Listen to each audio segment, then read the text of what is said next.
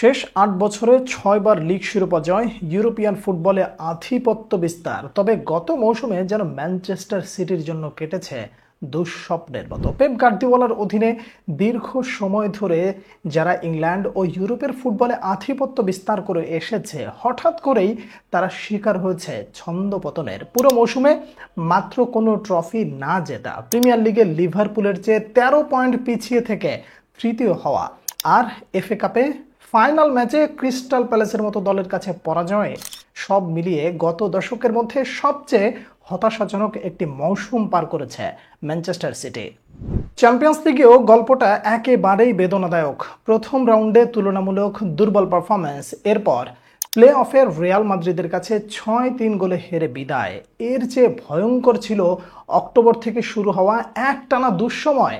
সব প্রতিযোগিতা মিলিয়ে ১৩ ম্যাচে মাত্র ২টি জয়। এই দুর্বলতা যেন পুরো মৌসুমকে ঢেকে রেখেছিল। তবে ম্যানচেস্টার সিটির মতো ক্লাব জানে কিভাবে ঘুরে দাঁড়াতে হয়। তাই তো নতুন মৌসুমের আগে খুব পরিকল্পিতভাবে স্কোয়াডে পরিবর্তনের হাওয়া এনেছে পেপ গার্দিওলা। দলের সবচেয়ে বড় ক্ষতি অবশ্য কেভিন ডি ব্রুইনার বিদায়। ১০ বছর ধরে এই দলের সৃজনশীলতার হৃদয় ছিলেন এই বেলজিয়াম মিডফিল্ডার। বড় ম্যাচে আলো ছড়ানো ডি ব্রুইনার ঠিকানা এখন নেপোলি। তার চলে যাওয়ায় ড্রেসিং রুমে এসেছে এক বিশাল শূন্যতা। তবে পেপ গার্দিওলা কখনোই একজন প্লেয়ারের উপরে দল নির্ভর করে সাজান না। তিনি খেলোয়াড়কে খেলায় মানিয়ে নেন আর নতুনদের দিয়ে সিস্টেমে নতুন আকার দেন। নতুন মৌসুম শুরুর আগে দলবদলের বড় সাফল্যটা পেয়েছে ম্যানচেস্টার সিটি। পেপ গার্দিওলা জানতেন মিডফিল্ডে ভারসাম্য আনতেই হবে, তাই ইতালির এসি মিলান থেকে দলে টেনে এনেছেন ডাচ মিডফিল্ডার তিজিয়ানি রেইন্ডার্সকে, যার মধ্যে গুন্ডুগানের মতোই নিজেকে হাফ থেকে আক্রমণে বিল্ড আপ করার দক্ষতা রয়েছে।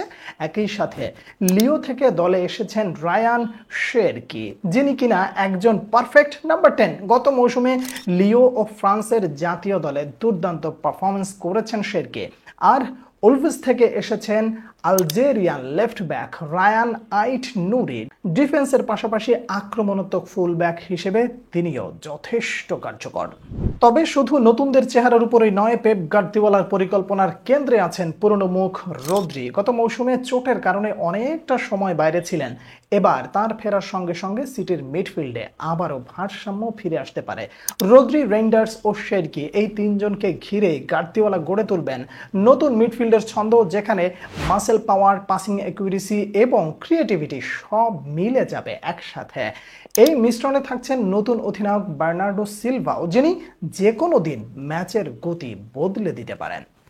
গার্দিওলার খেলা মানে বল দখলের আধিপত্য আর ছোট ছোট পাসে ধৈর্য ধরে প্রতিপক্ষকে ফাঁদে ফেলা। এবারও কিন্তু তার ব্যতিক্রম হচ্ছে না। সম্ভাব্য ৪-৩-৩ ফরমেশনে মাঠে নামলেও সেটা সহজেই রূপ নেবে ৩-২-৪-১ এই ফরমেশনে, যেখানে আইট নুরি বা ম্যাথিউস নুনেজ ইনভার্টেড ফুলব্যাক ভূমিকায় উঠে আসবেন মিডফিল্ডে, আর ভার্ডিওল সেই সাথে দিয়াস থাকবেন সেন্টার ডিফেন্সে।